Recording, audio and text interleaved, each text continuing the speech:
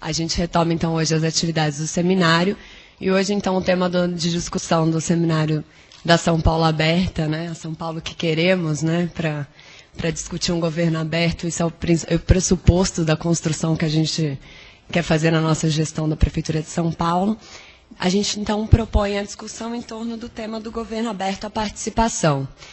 E aí não é querendo puxar a sardinha para o tema da mesa de hoje, mas eu acho que se é verdade que a gente quer colocar no centro da construção de uma história emancipadora o movimento popular, os movimentos populares, e as pessoas que lutam por aquilo que a gente chama, né, do bom, do justo, do melhor dos mundos, é essencial que a gente tenha um Estado que seja, de fato, comprometido com a gestão descentralizada, transparente e participativa, tal qual está expresso no nosso programa de metas. Então, acho que aqui é muito bom começar a atividade da manhã colocando que a Prefeitura de São Paulo se compromete politicamente com essa discussão que está posta nessa mesa.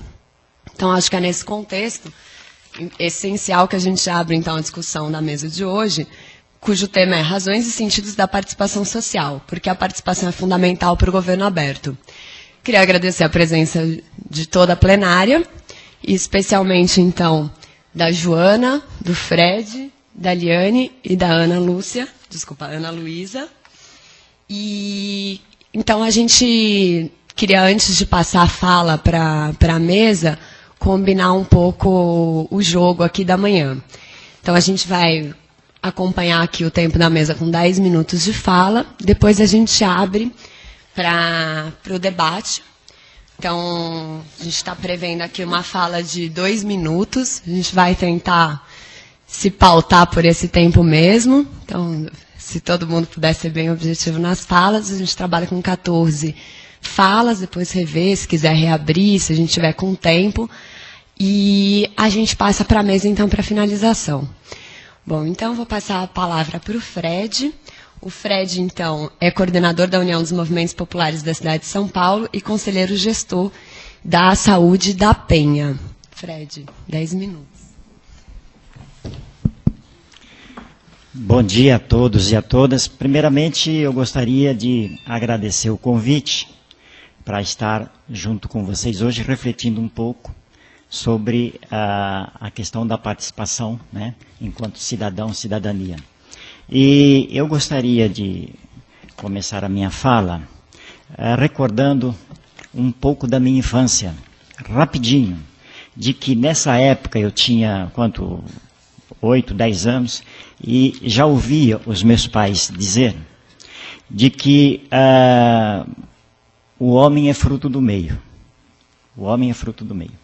E se o homem é fruto do meio, eu comecei a pensar nos últimos tempos, recordando inclusive esse tipo de afirmação, de que se nós vivemos num meio tão conturbado, né, um meio tão violento,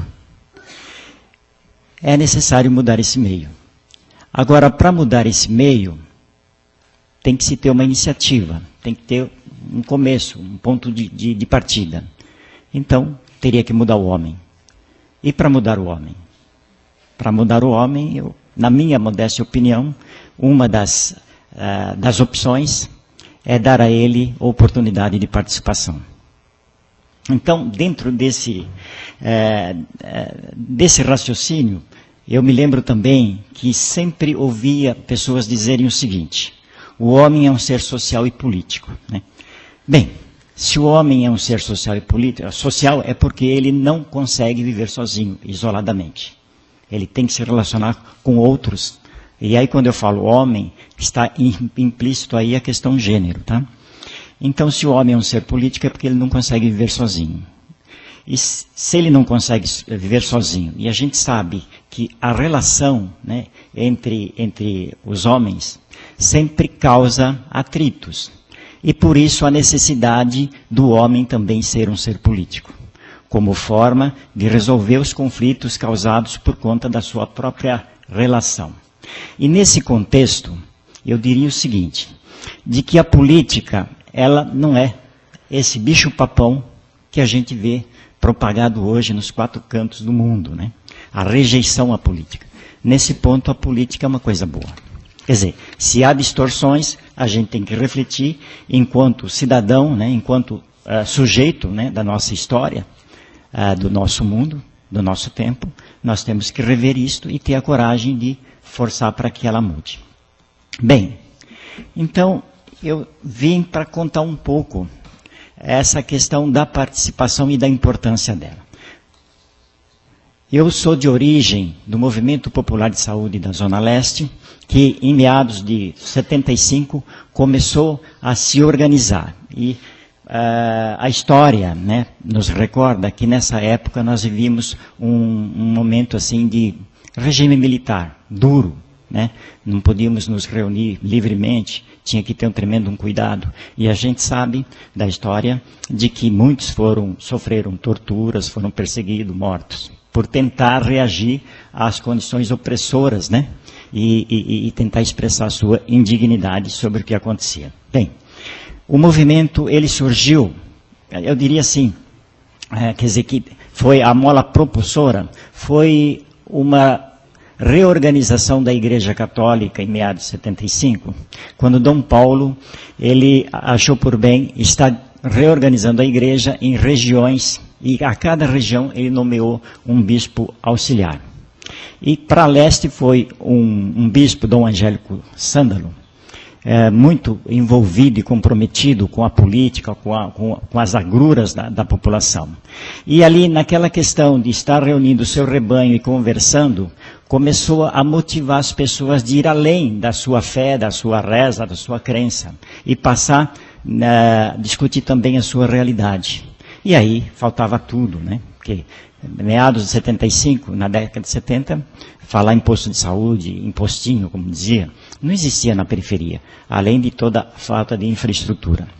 E aí as pessoas começaram a perceber que realmente, né, era uma vida difícil e que uma pessoa sozinha, ela pode, pouquinho. À medida que ela vai conversando com outras pessoas, elas começam a sentir um pouco mais fortalecida. E aí, corajosas mulheres daquela época, porque praticamente 100% mulheres, começaram a perceber que poderia ter saída para aquela situação. E aí começaram a se organizar para ir aos órgãos competentes, levar suas reivindicações e exigir, né, de alguma forma, que alguém pudesse interceder e melhorar aquele tipo de situação. Tudo bem. E aí criou-se, quer dizer, não dava para ser uma coisa aberta, solta. Então criou-se as comissões de saúde. Essas comissões de saúde começaram a ter sucesso, indo à Secretaria Estadual de Saúde, exigindo unidade de saúde, e começou a surgir as primeiras conquistas. Bem, ao surgir as primeiras unidades de saúde, o movimento percebeu que as comissões por si já não davam conta de responder à necessidade e à exigência, inclusive, das necessidades da população. E aí pensou ousar um pouco mais. E aí foi que surgiu a ideia de se constituir os Conselhos Populares de Saúde, que eram grupos eleitos pela população, lideranças, né, da comunidade, que além de continuar fazendo aquele trabalho das comissões de saúde, passaria também a acompanhar o serviço prestado por aquelas unidades conquistadas. E aí veio. Até que chegou um ponto que esses conselhos populares também teria que ser repensado, uma outra forma, mais, eu diria, mais ampla de participação. E aí a ideia era tentar conquistar um espaço institucional onde o usuário comum, o cidadã comum, pudesse sentar e discutir políticas públicas junto com os prestadores de serviço, junto com os trabalhadores e junto com a gestão, né? E aí esse espaço seria necessário criar, embasado em lei, porque é um espaço institucional onde o cidadão pudesse avançar um pouco mais. Tudo isso eu estou dizendo para dizer que essa luta anterior culminou com a contribuição para a elaboração da nossa Constituição em 1988, que recebeu até o nome de Constituição Cidadã. E essa Constituição, ela é fruto de uma luta ampla, né, de diversos setores. Sindicalistas comprometidos naquela época, a própria parte da igreja progressista, movimentos populares de saúde desse Brasil todo, estudantes universitários que naquela época indignados procuravam se organizar para apoiar essa luta e essa organização da população. E aí saiu a Constituição, talvez não por conta de, eu poderia dizer, iluminados, mas para responder minimamente essa necessidade e essa reivindicação latente no povo brasileiro.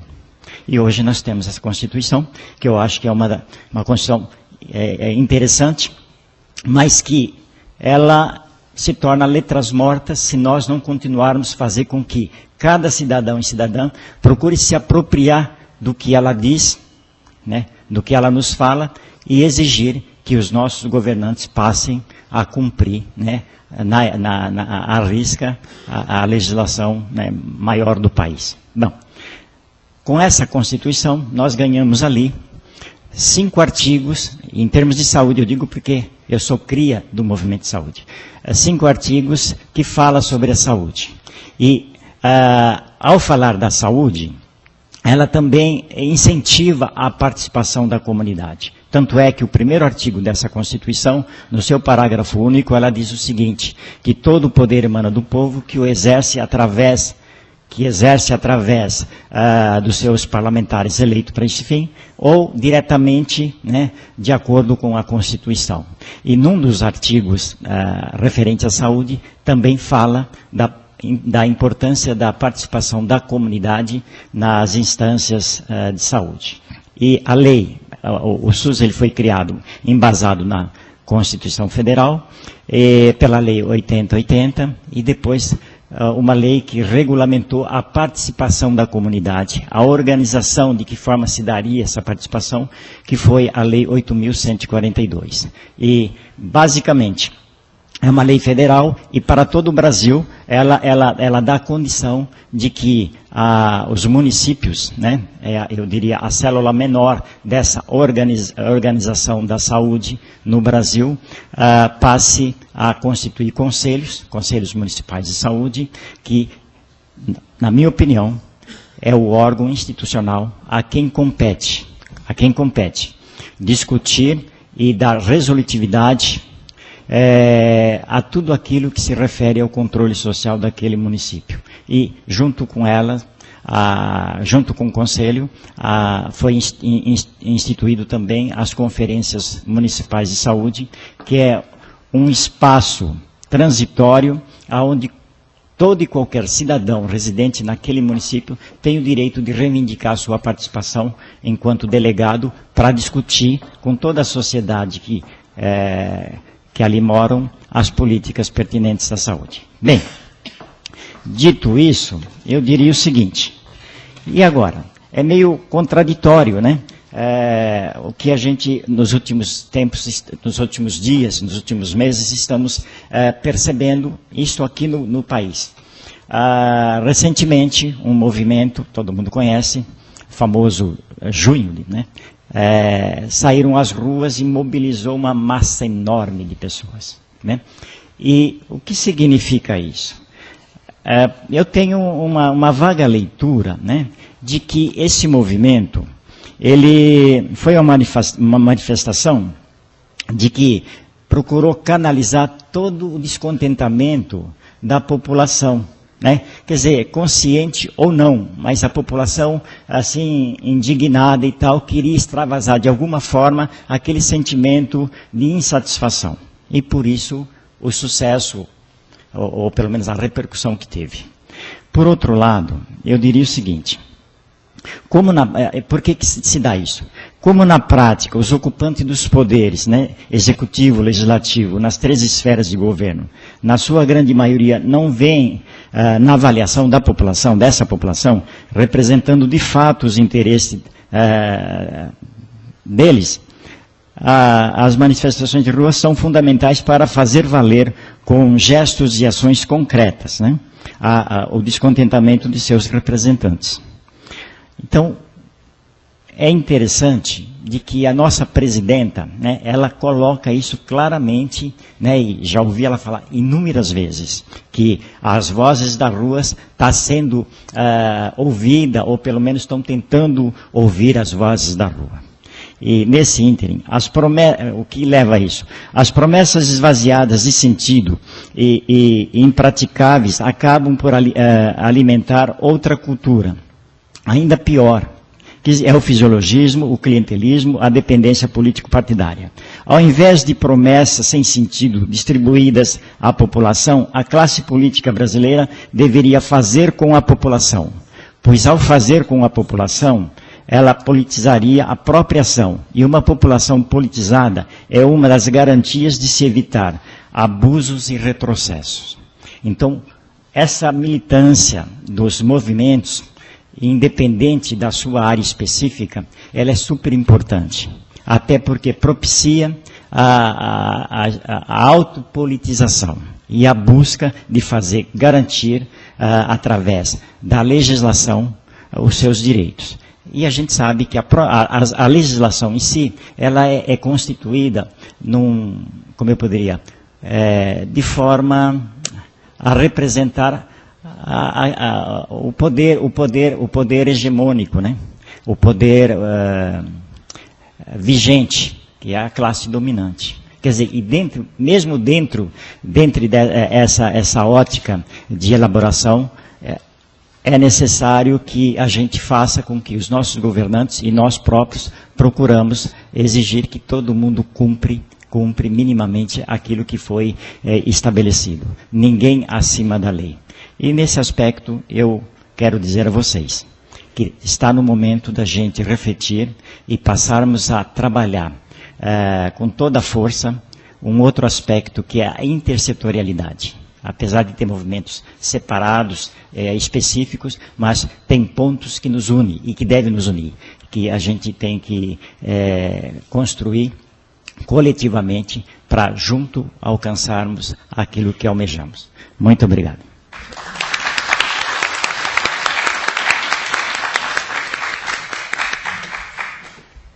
Obrigada, Fred. Vou passar a palavra, então, para a Joana Zieberstein, que é chefe de gabinete da Secretaria Municipal de Direitos Humanos e Cidadania e doutora em Direito Constitucional. Bom dia. Agradeço meus companheiros de mesa e todo mundo que está aqui presente. Vou fazer uma fala também mais livre, depois acho que a gente tem espaço para debate, que é sempre mais produtivo. Então, tentar ser breve.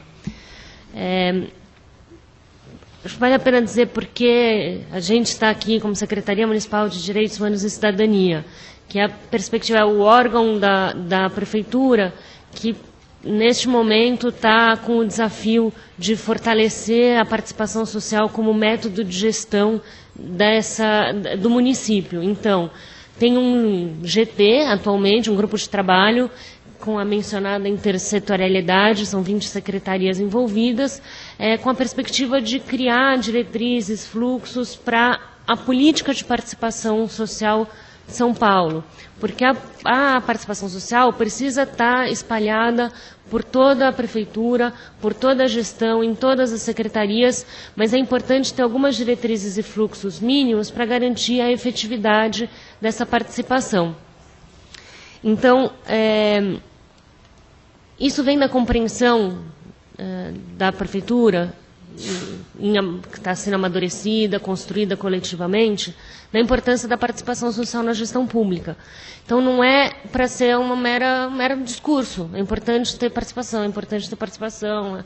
É importante, isso todo mundo já sabe. Agora, a gente precisa fazer um sistema de participação que seja efetivo, que a participação, de fato, traga resultados para a gestão pública. Como o Fred falou muito bem, né, a história da mobilização no país, da participação social, é a principal responsável pelos avanços sociais, que, em qualquer lugar do mundo, em qualquer circunstância, e no Brasil é o coração das políticas sociais e dos avanços sociais, sem tirar a responsabilidade e a importância que teve nos avanços governamentais, que são essenciais, é a mobilização social e a participação social que empurra o governo para evoluir nessas áreas. Então, acho que o primeiro ponto é ter esse reconhecimento. É sempre necessário, obrigatório, que o governo reconheça o papel da sociedade civil dentro da gestão, e não só falando, que trabalho bonitinho que é feito, que legal que alguém está fazendo isso. É essencial, não na perspectiva de terceirização, de você passar a responsabilidade para a sociedade civil realizar as políticas sociais, mas na compreensão de que, ao escutar, ao construir junto, você vai ter melhores políticas e mais efetivas. Por quê? Porque ali você reúne movimentos sociais, organizações da sociedade civil, acadêmicos, ou pessoas que não estão tradicionalmente organizadas, mas que estão na ponta, que sabem o que precisam, que conhecem as possíveis soluções, e aí você constrói políticas que são efetivas, que vão atender a demanda, que são construídas coletivamente. Isso cria uma pactuação entre todas as pessoas, que gera uma corresponsabilização e faz aquela política chegar na ponta coerente, coesa, com adesão na ponta, e aí você vai ter efetividade na política. Não adianta você se fechar num gabinete, criar alguma coisa da sua cabeça, achar que aquilo pode atender a demanda. Eventualmente pode, mas sem dúvida, se você constrói com as pessoas que vão ser atingidas por aquela política, você vai ter mais efetividade. Então, a participação social é um direito constitucional. Nessa perspectiva que o Fred falou muito bem, a Constituição de 88 traz o direito à participação social, então já é uma obrigação fazer com que isso seja efetivo, mas não é só um capricho ou falar, bom, está na Constituição, não tenho o que fazer. É simplesmente uma compreensão de que sem participação social você vai fazer uma política mais ou menos, e com participação social você tem a chance de fazer uma boa política. Então, acho que vem desta compreensão a necessidade da gente fortalecer os instrumentos de participação social que foram conquistados historicamente, como o Fred vinha falando. A gente tem alguns instrumentos que já são históricos, que já são conhecidos, e que eles precisam ser fortalecidos. Esse GT conseguiu fazer alguns diagnósticos dos principais desafios. Um dos desafios é a efetividade desses instrumentos de participação social, a deliberação desses conselhos, das conferências, das audiências públicas. O que está sendo feito com isso? A gente precisa criar instrumentos que fechem o ciclo, que tenha a participação social, depois tenha uma devolutiva do resultado daquele processo e o que está sendo, de fato, implementado. E aí, esses limites do que é totalmente deliberado pelo Conselho, que tem que ser implementado, o que é uma orientação para o governo, isso tudo tem que ser construído com transparência.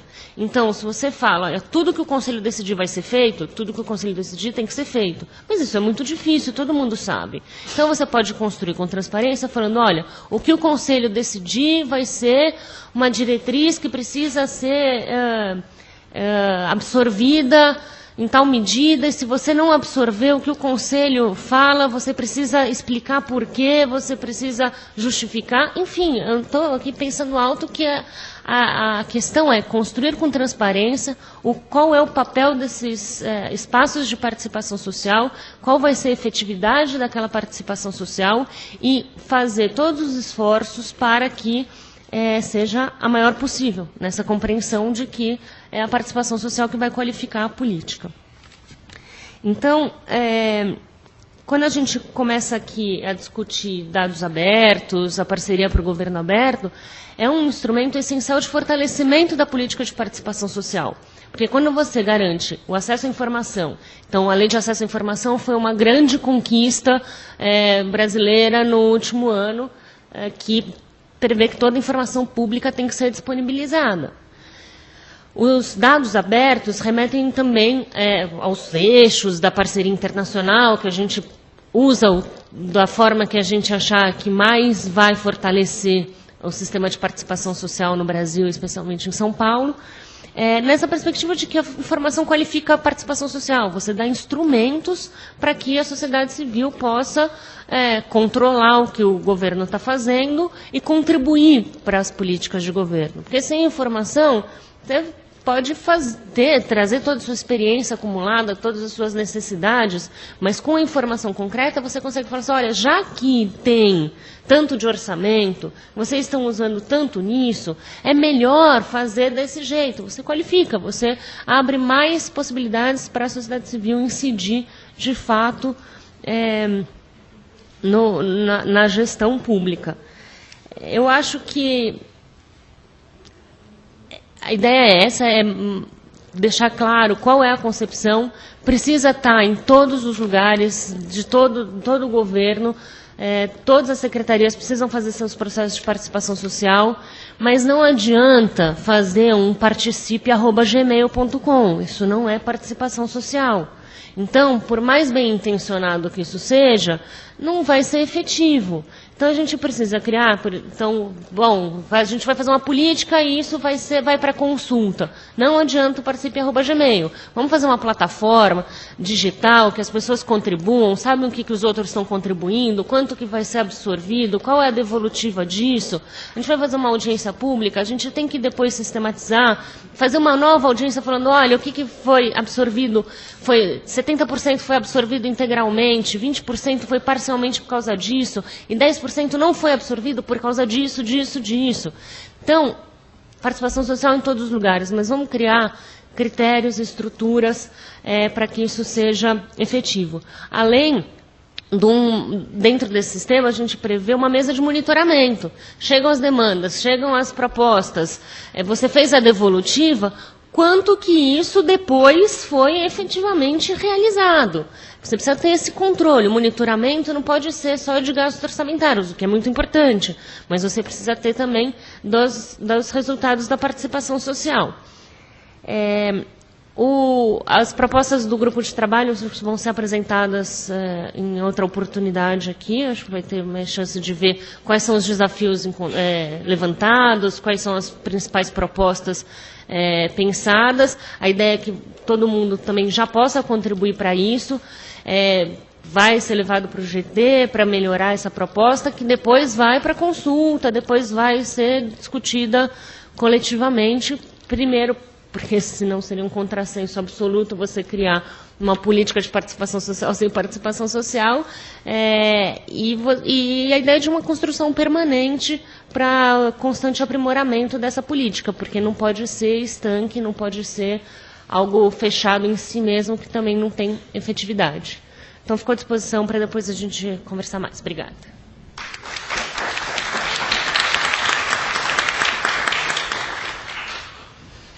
Obrigada, Joana. Joana, pontualíssima no tempo. Passo a palavra, então, para a Liane, que é da Transparência Hacker e também coordena a rede de projetos do Acesso a São Paulo. Eu só vou pedir para o Igor cronometrar o tempo e mostrar a plaquinha, que daqui acho que a gente não se enxerga. Não sei se eu vou conseguir ser tão pontual quanto ela, mas vou tentar. Bom dia. Nós estamos falando aqui de o grande tema central é o governo aberto. E eu soube que até para alguns palestrantes nos outros dias era um tema novo, né? Era um termo, foi um termo até desconhecido. Opa, pronto. Obrigada. E governo aberto realmente é um termo novo, recente, está sendo falado bastante agora, e eu desejo profundamente que ele passe, que ele perca o sentido logo, né? Porque que ele se torne uma redundância. Quando a gente pensa em democracia, deveria automaticamente se pensar num governo aberto, num governo transparente, num governo participativo, né? Então, eu espero que tão logo esse termo deixe de fazer sentido. Mas, a princípio, então, o governo aberto, que logo de cara ele envolve esses dois conceitos, transparência e participação, principalmente, né?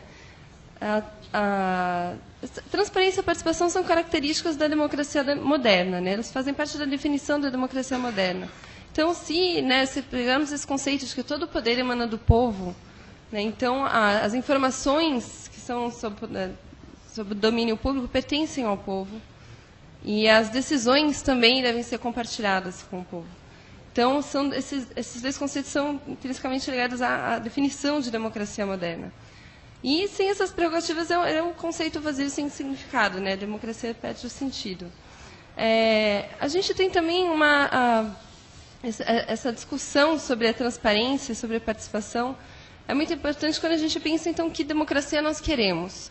Né? Então, tudo bem, como a gente envolve esses dois conceitos, sendo que nós temos um sistema representativo, e que, aliás, é altamente questionado por muitos pensadores, até desde a história da representação política, né, como ele surgiu, sem muito embasamento científico, mas um acidente da história, e como ele funciona hoje, até com uma eficácia questionável, né, os nossos interesses, a representação dos nossos interesses, todos concordam que está um pouco capenga, né, em muitos aspectos. E que bom que nós temos agora percebendo essa abertura para melhorar essa representação, melhorar criar o governo aberto. Então, seria a criação de mecanismos de participação, de envolvimento direto do cidadão com o poder público. Esses mecanismos tradicionais de participação, eles sempre foram bastante trabalhosos, né, tanto para a transparência quanto para a participação nas decisões políticas. Eu não sei se alguém já tentou pedir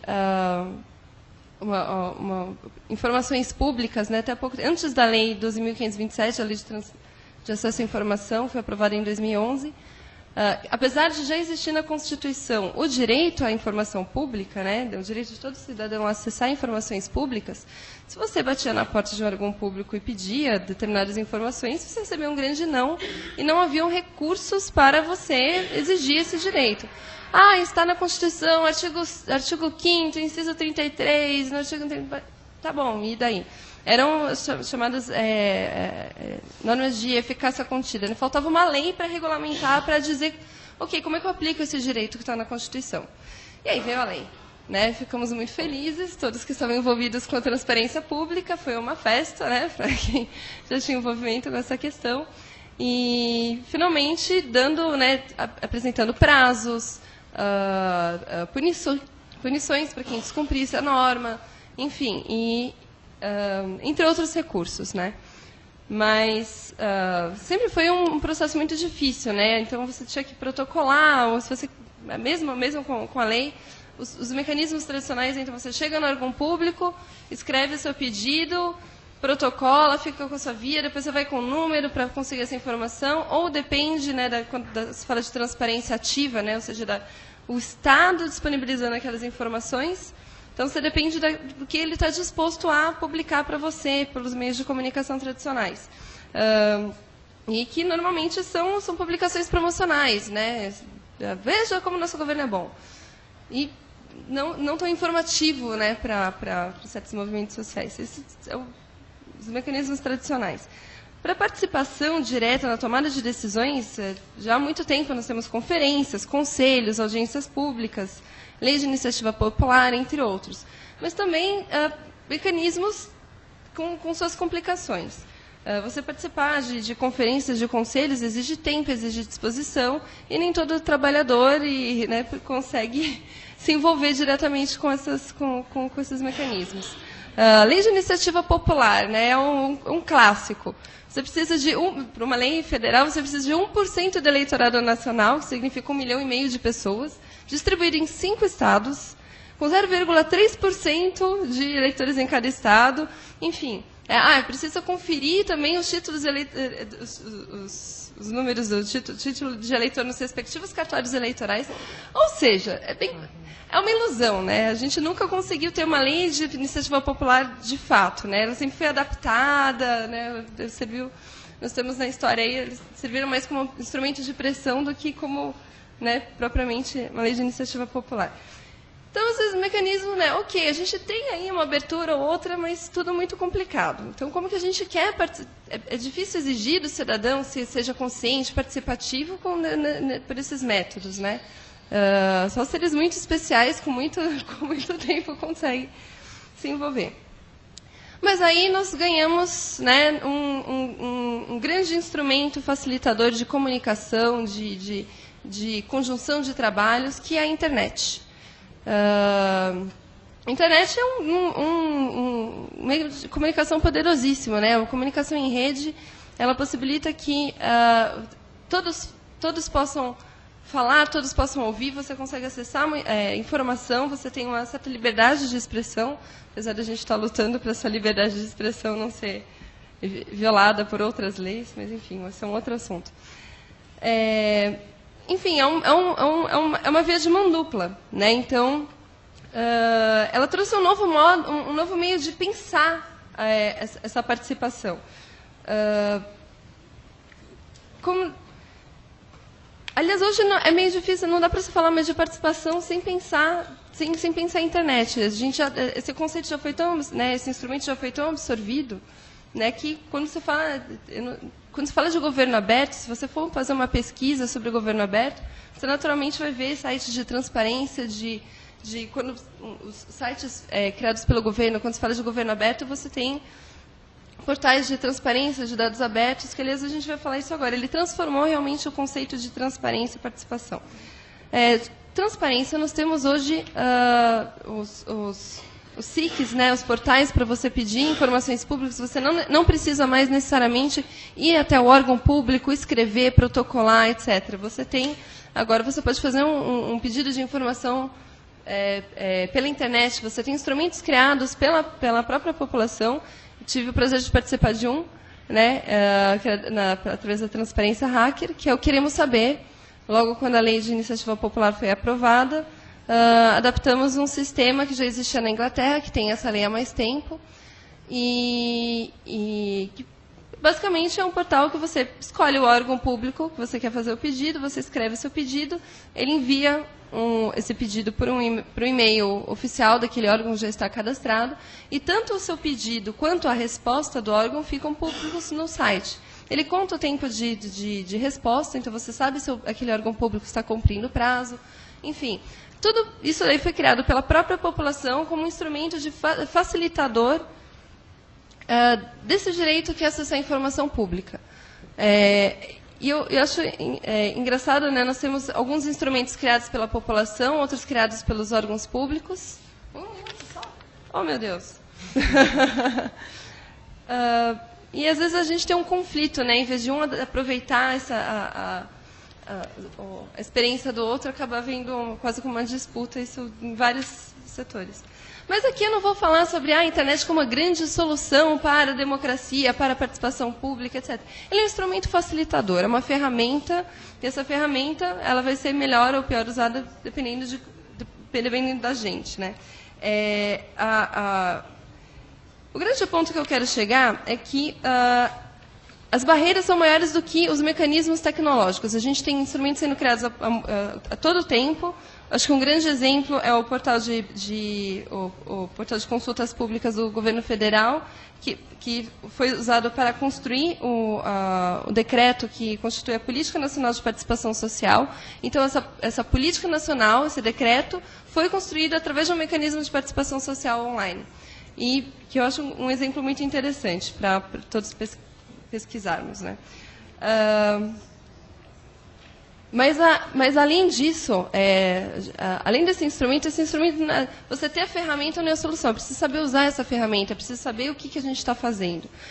Falta a cultura de participação política.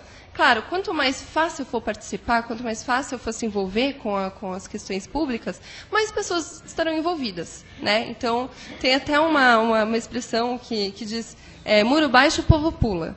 Então, se a gente diminui essas barreiras, mais pessoas vão atravessar e vão se envolver. É muito mais fácil eu, da minha casa, me informar sobre essas questões e participar, e discutir, debater, participar desses portais de debate e de deliberação para tomada de decisões públicas, do que se eu tiver que me deslocar, pegar um avião e ir até Brasília, né? Enfim. Mas não é a grande solução. A gente precisa de uma informação a priori. A gente precisa ter algumas questões públicas envolvem um conhecimento prévio. A gente fala que conhecimento é poder. Só que eles vão além dos dados abertos dessas informações, a prestação de contas dos órgãos públicos. Né? Existem outras informações do próprio funcionamento do sistema político, que é uma grande incógnita para a maior parte da população. Né? Pouca gente sabe dizer, vocês fizerem uma pesquisa simples na rua, não precisa avançar muito, pouca gente sabe dizer qual que é o papel de vereador, a diferença entre o legislativo e o executivo, de fato, quais são as normas para a eleição, o que é o sistema proporcional, né? Por que tem um puxando o voto do outro, como que funcionam as coligações, como é que são tantos pormenores, né, no funcionamento do sistema político brasileiro, e a compreensão desse sistema é essencial para a participação. O que eu venho defender aqui é que isso faz parte da transparência pública. Transparência pública não é só a prestação de dados, não é só oferecimento de dados, e já é um grande avanço. Já é, aliás, né, já estamos avançando muito em ter a lei de acesso à informação, ter portais de transparência, dados abertos, então, né, então dados em formato bruto, legível por máquina, não proprietário, enfim, seguindo todos os princípios que possam ser aproveitados por visualizações, aplicativos, enfim, pela própria sociedade de formas mais variadas possíveis. Mas é preciso também educar para a cidadania. Não educação no sentido de uma solução mágica, como costuma se falar, né? Quase como não é uma visão paternalista, né? De que vamos educar o povo e assim nós vamos salvar o Brasil. Mas é parte da obrigação do Estado de construir a democracia. A democracia é um projeto em construção. Nós temos essa Constituição é muito nova, a democracia no Brasil é muito nova. Esse projeto em construção, essa Constituição Cidadã que nós falamos aqui, é uma Constituição programática, ela tem um programa que está sendo construído, e parte da obrigação do governo, do poder público, é a educação, é a transparência, e esses dois conceitos andam juntos, né, quando nós falamos de participação pública. É isso. Obrigada.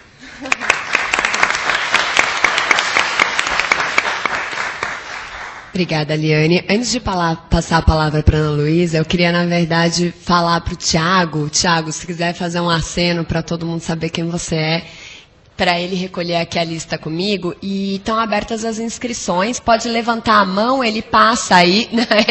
O Tiago vai passar onde as mãos estiverem levantadas, pega o nome, e aí depois a gente já começa o debate. Ana Luísa, a palavra é tua. Ana Luísa é do Instituto Polis. E como ela bem me disse, eu perguntei para ela se queria que falasse mais alguma coisa do currículo. Ela falou, não, a gente vai trazendo isso na carga da nossa fala, as nossas vivências. Bom dia a todas, a todos. Quero dizer que é um prazer enorme estar aqui, né, e quero louvar a iniciativa, né, de fazer essa série de seminários, de conversas, e para a gente ir, enfim, adensando nessa questão do governo aberto e da participação. Bom, eu vou fazer uma fala bem rápida, porque eu já vi que tem trocentas mãos, eu acho, levantando, eu acho que vou pontuar algumas questões, né? Primeiro, eu começo dizendo que, na verdade, a participação ela é estruturante, não para um governo aberto, mas não somente para um governo aberto, mas ela é estruturante da democracia. Né? Quer dizer, para além de um governo aberto, não dá para falar em democracia sem falar de participação. Né? A participação na democracia, obviamente que ela vai para além do voto. Né? O voto é importante, mas por si só, ele não é capaz, digamos assim, de alargar o campo dos direitos, né? Quer dizer, para instituir novos direitos, né? Ou seja, para fazer valer a cidadania, né, aqui entendida enquanto, enfim, afirmação de direitos e conquista e reconhecimento de novos direitos. É bom lembrar que as transformações sociais derivam de processos participativos, institucionalizados ou não institucionalizados. Né? Ou seja, as conquistas fundamentais da democracia têm sua origem em processos participativos. E aqui eu entendo que a participação ela é instituinte das mudanças sociais, né? Ela é instituinte de novos processos, né? E necessariamente, enquanto tal, necessariamente é um processo tenso. Mais próximo, de repente, aumentar um pouco o volume. Tá. Aumenta o volume. Tem que colar a boca aqui. Né? Então, enfim, dizendo que realmente, quer dizer, quando a gente fala em participação, né, ela institui mudanças sociais, né, é uma força instituinte, enquanto tal, ela é necessariamente um processo tenso. Né? É um processo tenso que tensiona a ordem vigente, né, e assim é que deve ser. Eu acho que a participação, ou ela tensiona a ordem vigente, ou ela avança, né, e não é possível avançar sem tensão. Né? Quando a gente fala em participação, sempre é bom lembrar também que a participação não é uma dádiva. Aqui já foi mencionada, né, enfim, pelo Fred, a Joana retomou, a Ariane também, né, que a própria construção dos mecanismos de participação no Brasil é fruto de uma longa luta, né, onde estiveram envolvidos movimentos sociais, organizações, ONGs, partidos, igrejas, enfim. Né? E é um processo, né, é fruto de uma luta, né, e os sentidos da participação, eles estão sempre em disputa e em permanente construção. Né? Portanto, a participação ela está sujeita a avanços, né, e a esvaziamentos. Né? E é muito interessante que, em um estudo que o Polis fez, né, junto com o INESC, sobre a arquitetura da participação no Brasil, nós fizemos um estudo sobre, buscamos refletir um pouco sobre as utopias, né, sobre os projetos, né, as utopias da sociedade civil em relação à participação, pegando desde o contexto pré-88 até os dias atuais, ou seja, que utopia é essa, né, da participação em um momento onde você tem uma participação bastante institucionalizada. Né? E, enfim, foram entrevistados vários atores que se engajaram nesse processo de construção, né, para ouvi-los e escutá-los, né, o que é, qual é o sonho mobilizador, né, quando a gente fala em utopia, a gente está falando em sonhos mobilizadores, né, qual é o sonho mobilizador em torno da utopia, da participação. Né. E o que nós notamos, né, era um olhar bastante crítico. Né, esse estudo foi feito, acho melhor datar, ele foi feito em 2011, exatamente, 2011. Né? E o que a gente vê era um olhar bastante crítico em relação aos processos institucionais de participação. Democracia participativa, um olhar bastante crítico. Né? Quer dizer, houve ampliação dos espaços de participação, né? No entanto, enfim, as questões estruturais, elas permanecem tal qual antes. Né? Quer dizer, as desigualdades permanecem, enfim, né? Toda uma questão de que avançamos, mas não incidimos, não atuamos, né, tal como havíamos previsto. Né? E aí aparece a questão, né, o olhar crítico também, enfim, era um pouco ao avaliar a democracia participativa, né, também acabaram fazendo uma autoavaliação das suas apostas, né, em todo esse processo. Né, e o que aparecia era um pouco uma reflexão que esquecemos as ruas, esquecemos a praça pública. Né, apostamos excessivamente nos canais institucionais, esquecemos as praças públicas. Esquecemos a educação popular. Né, os processos, né, de formação e fortalecimento dos coletivos. Né? E também também uma reflexão de que, na verdade, um outro olhar de segmentos que foram entrevistados para as coisas funcionarem, para realmente a participação ter maior efetividade, há que se adensar as estruturas institucionais. Né? Eram 3, digamos assim, aportes, né, que surgiram, vamos dizer, no escopo do resgate da utopia da participação. Mas o que a gente notou também é que, a despeito do rol de críticas à democracia participativa então vigente, né, a aposta na participação, né, segue iluminando, segue sendo, digamos assim, a guia mestra das conquistas, né, das transformações desejadas rumo a uma radicalização da democracia. As pessoas, enfim, tinham um olhar crítico, né, no entanto, seguiam participando das instâncias institucionais. Né. E aí, né, quer dizer, enfim, eu acho que está colocada essa questão, né, a participação ela tem múltiplas entradas. Eu acho que a participação em espaços institucionalizados, né, ela não pode prescindir da rua, não pode prescindir da mobilização, né, quer dizer, de um link, né, de uma força que liga, né, a representação aos representados, né, porque a democracia participativa, a participação nesses espaços institucionalizados, elas demandam uma representação. Né, não é uma arena, o povo na rua, você tem uma questão, vamos dizer, de representação, e como é que fica né, a ligação entre representação e representados. Acho que tem enormes desafios. Né.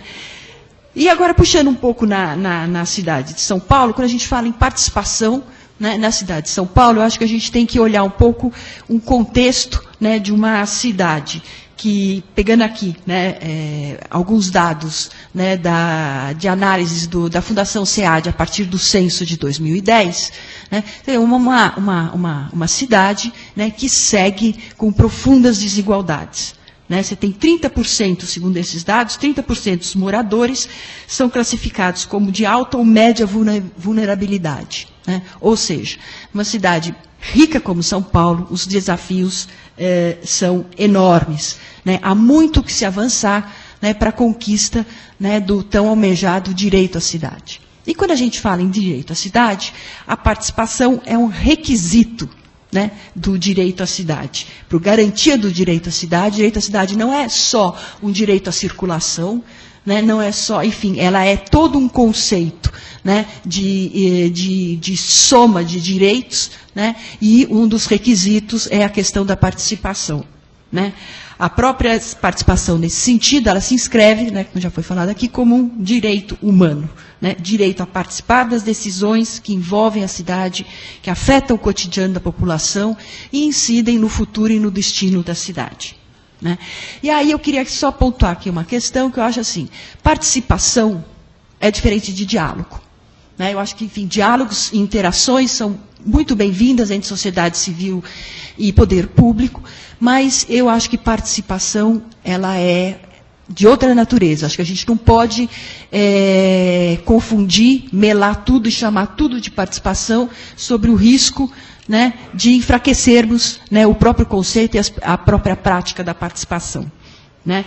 Participar em espaços institucionalizados, a participação, ela é custosa, ela é difícil, e aí eu acho que a gente tem que, enfim, isso é um outro debate, né, buscar formas, né, de ousar, né, e reformar e pensar outras possibilidades de participação, inclusive com financiamento, né, para que a participação possa ser efetiva e não realmente só para poucas pessoas que têm condições de participar. Bom, eu acho que se as ruas, né, vamos falar, né, todo mundo fala um pouco das mobilizações, das jornadas de junho, eu acho que se as ruas reacenderam a utopia da participação, né, colocando-a como uma força motriz na luta por direitos, né, na luta por mais e melhores políticas públicas, eu acho que nós temos que aproveitar esse momento, digamos assim, de oxigenação da democracia, né, para impulsionar, adensar e tensionar, né, os espaços de participação já criados, rever certas práticas, ousar novos arranjos, criar novos espaços participativos e novas experimentações. Né. E, nesse contexto, né, os conselhos participativos, né, os famosos, então chamados, outrora chamados de conselhos de representantes, recém-criados, eles são muito bem-vindos. Né. São fruto de uma longa luta, né, na qual o Instituto Polis se engajou ativamente. Está aqui o Jorge Caiano, que é o nosso guerreiro dos conselhos participativos. Né, e acho que a gente tem que saudar esses espaços, mas disputá-los para que eles se abram a novos e renovados coletivos, ampliem as vozes que se fazem presentes no espaço público e tensionem as políticas em prol do alcance de uma maior justiça social. Eu acho que hoje a gente aproveita esses conselhos, né, para avançar e tensionar, ou eu acho que eles pouco servirão, né, a não ser para reproduzir novas e velhas práticas, né. Eu acho que a utopia que queremos todos, né, construir através da participação é a reapropriação da cidade e dos governos por parte dos seus cidadãos. Superar as desigualdades e privilégios, construir um outro projeto de sociedade baseado numa noção de justiça social, equidade e sustentabilidade. E eu termino com uma frase que eu acho, quer dizer, com um texto super bonito do David Harvey, que é um geógrafo, né, bastante famoso, que trabalha com essa questão do urbano, do direito à cidade. E ele tem um texto, peguei um pedaço, que fala: o direito à cidade não é apenas um direito condicional de acesso àquilo que já existe, mas sim um direito ativo de fazer a cidade diferente, de formá-la mais de acordo com nossas necessidades coletivas, por assim dizer. Definir uma maneira alternativa de simplesmente ser humano. Se nosso mundo urbano foi imaginado e feito, então ele pode ser reimaginado e refeito. Enfim, eu paro por aqui. Tenho ainda mais um pouquinho? Cadê o Igor que está... O Igor saiu, vou aproveitar. Aproveita. Ele é o senhor do tempo. Aproveitando. Já passou 2 minutos, ele falou que tem um chorinho de 30 segundos. 30 segundos. Enfim, eu termino com esse texto do David Harvey, mas eu queria também colocar, né, no diálogo, no estreito diálogo com esse texto, com essa questão da participação, resultados de uma pesquisa nacional, promovida pela Secretaria Nacional de Juventude, né, ela deve estar disponível no participatório, que vai ser uma das experiências discutidas aqui à tarde, né, que foi uma pesquisa feita, o campo foi feito entre abril e maio de 2003, portanto, 15 dias antes da primeira manifestação puxada pelo MPL em São Paulo, no dia 6 de junho, né. Foram 3.300 entrevistas distribuídas proporcionalmente no Brasil inteiro e tal.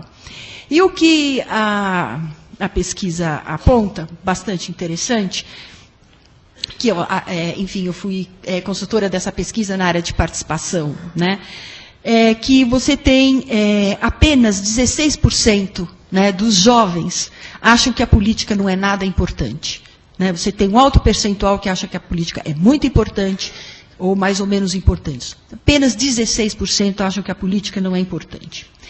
Você tem um posicionamento sobre as formas de atuação política, e aqui eu queria dar uns dados, só para mostrar um pouco que, digamos assim, até as manifestações de junho, né, não são um raio no céu azul, né? Quando perguntado sobre qual forma de atuação que mais pode melhorar as coisas do Brasil, somando a primeira e a segunda alternativa, 45% dos entrevistados responderam à participação em mobilizações de rua e outras ações diretas. Eram alternativas que foram colocadas para eles. 44% atuação em associações ou coletivos que se organizam por uma causa. 35% atuação em conselhos, conferências, audiências públicas e outros canais institucionais desse tipo. 34% atuação na internet opinando sobre assuntos de interesse público. 30% em partidos políticos. Apenas 5% diz que nenhuma delas, nada pode ser feito, ou não respondeu. Ou seja, faço aqui uma provocação com esses dados, que eu acho bastante interessante, é que, não obstante, né, esse posicionamento, né, bastante engajado, né, no ideário, na política, 78% dos jovens entrevistados afirmam não participar de nenhuma dessas alternativas. E aí eu acho que fica aqui o desafio, né, para a sociedade civil, né, para lideranças de movimentos, para governos, né, de atrair, né, esse segmento, esse potencial de participação desperdiçado no Brasil e na cidade de São Paulo. Obrigada.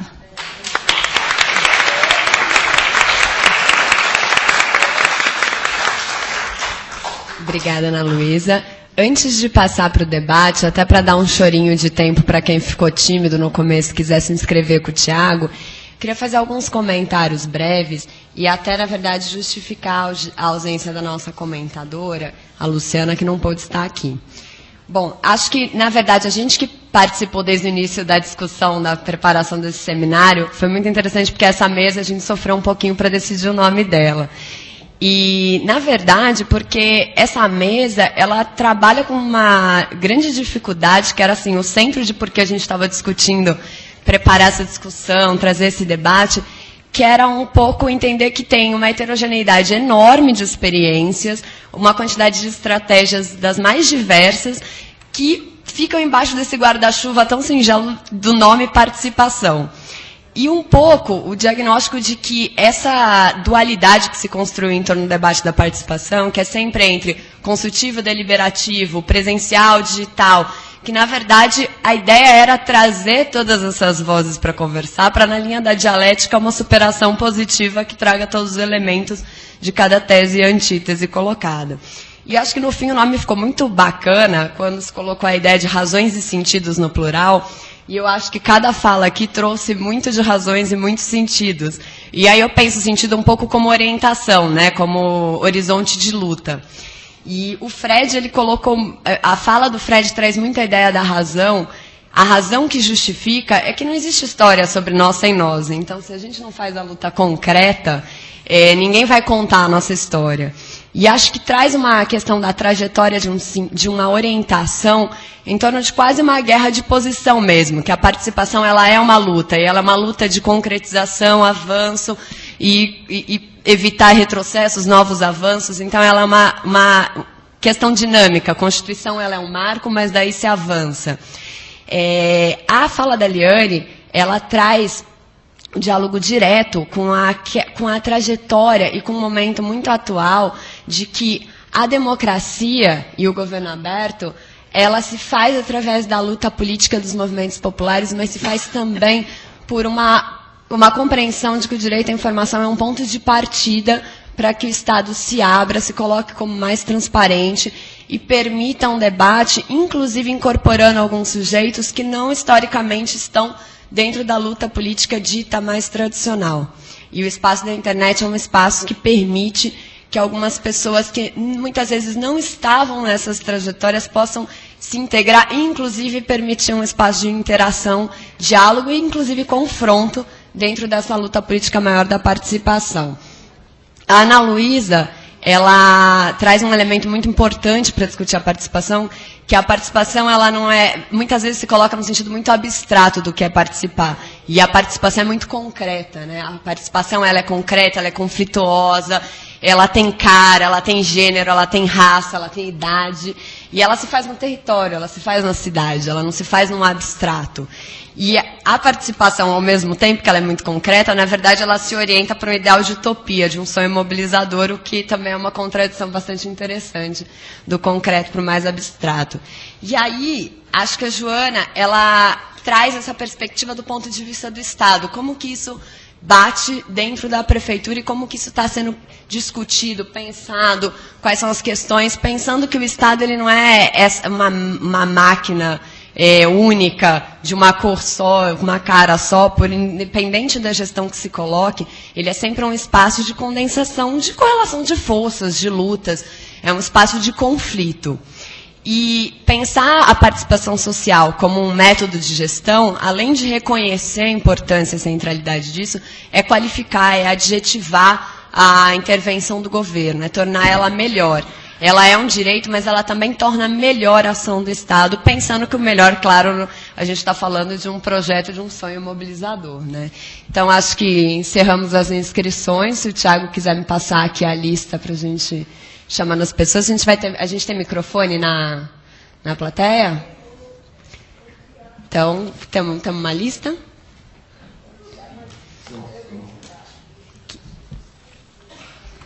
Então, vamos lá. A gente vai, então, reservar 2 minutos. Quando dá 1 minuto, eu vou dar um toque, então. Primeiro, Vera. Vera, só um minutinho. Se quiser, eu vou fazendo o seguinte. Eu vou falando a próxima pessoa para já ficar aqui pertinho. É a Vera e depois o Paulo. Bom dia. Fico super feliz, porque nós temos aí a Deza, é o representante do Estado, velho militante do Movimento Popular, da qual eu fiz parte durante 15 anos, uma militante jovem, tá? Eu, uma estudiosa do Instituto Polis, que eu também acompanhei a formar, porque os seus fundadores também fizeram parte, o Silvio Cacabava, do Movimento Popular. Então eu fico muito feliz, mas eu vou fazer algumas provocações na tentativa de contribuir. Tá? E a Liana coloca muito bem essa questão. Eu percebo nas 3 falas a ausência de uma questão fundamental e essencial para os velhos militantes de esquerda, que se chama a formação política. Tá? Então, se fala da formação, se fala da mobilização, se fala da reivindicação, se fala de ir para as ruas, mas não se fala do adensamento, do aprofundamento e da ampliação dos movimentos populares. Para mim, esta é a questão essencial que se coloca na ordem do dia. E daí me preocupa que o Estado esteja pensando muito pouco nisso. Eu tenho participado de vários eventos promovidos pela Prefeitura, e o Estado continua na tecla dos canais institucionais. E quando você olha todos os portais da transparência, não há nenhuma informação que estimule a participação. Não há. Tá? Não há nenhuma informação que chega em termos de linguagem popular junto à população. Ok? Ao mesmo tempo, agora para o Fred, meus parabéns, porque você é um velho militante do meu tempo e continua na luta. E eu, por comodidade, me afastei. Tá? Mas, cuidado, ficar só nos conselhos também me parece perigoso. Nós não podemos ficar nos canais institucionais. Não podemos. E aí me coloco como contribuição, se você quiser, me cooptar outra vez. Tá bem? Cooptar, porque eu tristemente vejo que os velhos militantes, as lideranças populares, que eu ajudei a formar, na clandestinidade, foram cooptados pelos partidos e pelos conselhos. Me desculpe, mas eu fico emocionada porque tudo isso faz parte da minha história política. Tá? Então, veja bem, o Estado tem que procurar outras formas. Não pode ficar nos canais institucionais. O movimento popular tem que procurar outros canais. Não pode ficar só nos canais dos conselhos. E a juventude, meu Deus, não pode ficar só nas redes sociais. E tem que se procurar também, as redes sociais, ela tem que procurar a formação política. E tem que procurar o rádio também. Porque não é verdade que a principal meio de divulgação no Brasil de hoje, com tanta exclusão digital, ainda tenha que ser só... Vera, concluindo. Pronto, obrigada. Bom dia, eu sou Paulo de Tarso, conselheiro Paulo, de saúde. Só dizer, depois é a Socorro, se já quiser vindo para cá, e eu vou pedir para todo mundo tentar se atentar, o Igor está ali indicando o tempo, só para tentar garantir que além das inscrições a gente consiga incluir mais gente. Paulo de Tarso, conselheiro de saúde. Bom, eu acho que criar conselhos participativos é uma grande besteira. Nós temos o Conselho de Saúde que é deliberativo. Mas, para ser deliberativo, ele precisa ter acesso às informações. E só apenas 5 conselheiros têm a senha para ter acesso aos dados da secretaria. E eles são pouco preparados para exercer essa atividade. Ou seja, a gente tem que ter que toda a população possa ter acesso a esses dados, que na verdade não são transparentes. Aí a gente vai ver. E eu não quero participação, tá? Eu quero controle social. E mais do que o controle social. Se for para falar em utopia, eu quero a autogestão. Se não der autogestão, que seja a cogestão.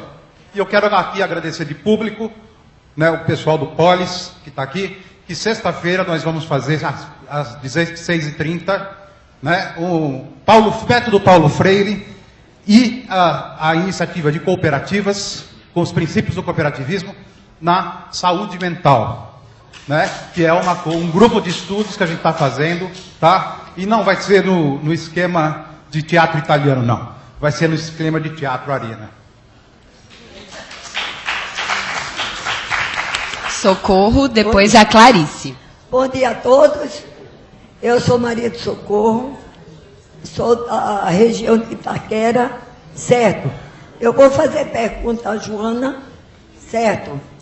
E depois, a menina, eu pergunto, eu sou do Grande Conselho do Idoso, certo? Até agora eu não entendi, porque o idoso, ele não é visto, ele não é relatado, é só na saúde, parece que o idoso está morrendo, certo? Não aparece em canto nenhum, gente, em canto nenhum. É difícil, Aí eu pergunto, que participação? Que se eu sou de uma subprefeitura de Itaquera, eu fui lá 5 vezes com a comissão, certo? E não fui recebida. Eu fui com o Fábio Siqueira representando o CONOP e ele não deu resposta. Houve uma reunião, ele lá, que ele não comunicou à comunidade. Aí eu pergunto, se a maioria da população, eles não têm nem o que comer, o telecentro que tinha foi retirado, não tem escola fundamental, que negócio é esse? E a internet? Quer dizer, que participação é essa? Certo? Eu fiz inscrição, sim, para o conselho, mas o que me decepcionei, porque faltando, depois passou o dia, foi quase 20, 35 conselheiros com as fichas prontas entregar na subprefeitura. Porque o orçamento que a gente pediu, a participação popular, não foi o pacote pronto, certo? Porque eu sou da Conjunta Nacional de Aia, que nada temos lá, temos uma população carente, vulnerável, certo? Nada temos. Tem um céu que simplesmente o subprefeito chamou o representante da Copa, junto com 3 vereadores, para discutir a Copa. A Copa começa aqui. Com quem? Que participação é essa, gente? E o Conselho do Idoso está no Estatuto, tem lei. Que lei é essa? Que nós não existimos. Concluindo, Socorro. Concluo. Porque da doutora Guiomar, eu conversei com ela, estou falando abertamente, eu falei para ela, falei para todo mundo. Eu convidei ela para ela entrar em contato com a subprefeitura de Itaquera para ir lá se fazer presente. Certo? E até agora nada. Que nem fora a gente tem lá. Quer dizer, que participação é essa? Faz de conta? Clarice e depois a Maricleide. Marileide, desculpa. Bom, muito bonito todo o diálogo de vocês, né? Mas não é bem aí que funciona a coisa, né? Eu me encontro em situação de rua porque estou prestando um serviço ao Estado, estou arriscando minha vida para o bem-estar do Estado e não vejo ninguém indo lá fazer esse discurso que está sendo proclamado aqui. Eu todo dia eu tenho que lutar pelo direito de moradia, direito à alimentação e até direito a ter minha integridade física preservada. E onde fica a utopia da iniciativa popular? A grande utopia de vamos começar pelo povo. Eu acredito, como cidadão, que sempre pagou meu imposto em dia, que sempre contribuiu, que veio do interior para fazer denúncias graves junto ao Ministério Público, eu queria ter um mínimo de dignidade, de ter voz, de falar assim, eu preciso de auxílio, eu preciso ter mentalidade, pelo menos meus direitos humanos, todos eles preservados, o mínimo de direito humano preservado, porque eu sempre participei da política brasileira, sempre votei, sempre tive feito um monte de projeto social. E hoje, por estar à frente de muitos, estar denunciando muita coisa aí, estou sendo negligenciado, estou tendo direitos humanos negligenciados. Então, isso aí que eu gostaria de expor. Eu gostaria de concluir que não adianta falar de iniciativa popular se começar da população de mais baixa vulnerabilidade. Obrigada, Clarice. Marileide, depois o Breno. Bom dia a todos, eu sou Marileide, do Conselho da Supervisão Técnica de Saúde Sapopemba, Vila Prudente, Movimento Popular de Saúde e Pastoral da Saúde. Bom, a minha pergunta é para a Joana. No meu entendimento, me corrija se eu estiver errada, a São Paulo Aberta seria um esboço, tá, um mapa da São Paulo que nós gostaríamos de ter, e os movimentos, bem como as ONGs e todas as associações, estariam dando este colorido, esta contribuição para este esboço. Agora, eu pergunto de que forma que a Prefeitura está se articulando para que isso ocorra efetivamente, para que isso não fique apenas no papel. Porque o que ocorre, que eu estava até comentando com a minha companheira ali do lado, por que o jovem não participa desses segmentos? Porque o jovem não tem paciência. Nós ainda ficamos aqui escutando, mas o que ocorre? O jovem não tem paciência de ficar escutando promessas, promessas e promessas. Então, eu gostaria de saber isso. E para concluir, e que colocou muito bem lá a Maria, né? Qual o diálogo que a Prefeitura teria com o Estado, ou e vice-versa, para que realmente, quando às vezes a gente tem algum órgão que seja da arcada do Estado, que nós possamos ter um diálogo, porque nós tivemos um problema seríssimo com o hospital que foi fechado, que é do Estado, e nós estamos assim como esquecidos. Então, essa é a minha colocação. Obrigada. Obrigada, Marileide. Breno, depois a Márcia. Bom, primeiramente, bom dia, muito obrigado. Para mim é um prazer estar aqui perto de vocês. Bom, eu tenho alguns pontos para colocar, na verdade. Talvez eu seja um pouco mais polêmico com a plateia do que com vocês da mesa, mas eu quero fazer uma provocação muito interessante. Diferentemente, eu acredito até de uma parcela do público, eu estou mais perto ali do mundo da Liane, trabalho com tecnologia, nós temos uma empresa, eu e meu sócio estamos aqui, e eu acho que o que a gente está fazendo, e como missão da nossa empresa, vai muito de encontro com essa abertura toda que a Prefeitura e o Governo do Estado estão provendo ultimamente, os dados abertos e afins.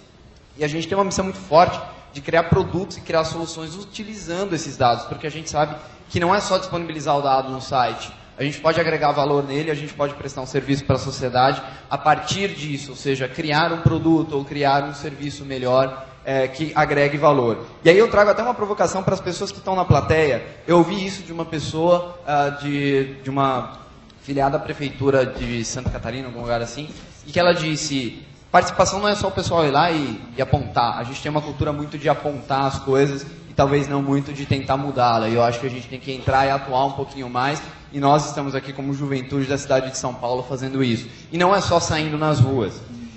Eu faço agora a pergunta à Prefeitura e até à Liane e também ao Instituto Polis. Qual é a ideia da Prefeitura para trabalhar com o setor privado ou com outras esferas da sociedade para talvez viabilizar a integração desse tipo de ferramenta? Nós temos uma ferramenta de participação política e democracia onde justamente as pessoas podem fazer isso, estão no Facebook, podem comentar, conhecer propostas e etc. E a gente tem um interesse muito grande realmente em fazer esse trabalho a quatro mãos, em realmente unir-se aos órgãos públicos para entender isso. Existe alguma ideia para incentivar isso, para incentivar que outras pessoas façam negócios como esses que nós estamos querendo fazer? E por último, um último pedido realmente, se possível, o ZSI, que a gente já teve a experiência de solicitar dados lá, e eles acabam vindo em PDF, que é um formato, embora seja um padrão, é um formato fechado e não permite que nós aqui da área de tecnologia façamos realmente análises e outras coisas nele. Bom, é isso, no curto tempo que eu tive. Obrigado. Obrigada, Breno. Márcia, depois Cira. Olá, bom dia a todos. Eu tenho uma pergunta para Joana. Não é só para Joana, é para o governo todo. Porque eu vejo sistematicamente esse governo desqualificar os movimentos de junho do MPL. E vocês estão falando de participação popular, e eu quero saber, a SP Trans está no grupo de trabalho da transparência? Porque vocês estão cortando linha de ônibus sem perguntar para os usuários de ônibus se deve cortar ou não a linha? Como assim? Eu realmente fico perplexa às vezes de ver isso, porque 100 mil pessoas foram às ruas falar inicialmente sobre esse tema, e o prefeito falou que eram vândalos, aí mais gente saiu às ruas. Ontem um dos secretários de governo falou que ele não sabe se é democrático 50 pessoas pararem a Avenida Paulista e a Marginal. Então, puxa vida, será que é democrático extinguir linha de ônibus sem conversar com as pessoas que usam o ônibus? Obrigada, Márcia. Cira, depois Cláudia. Cira.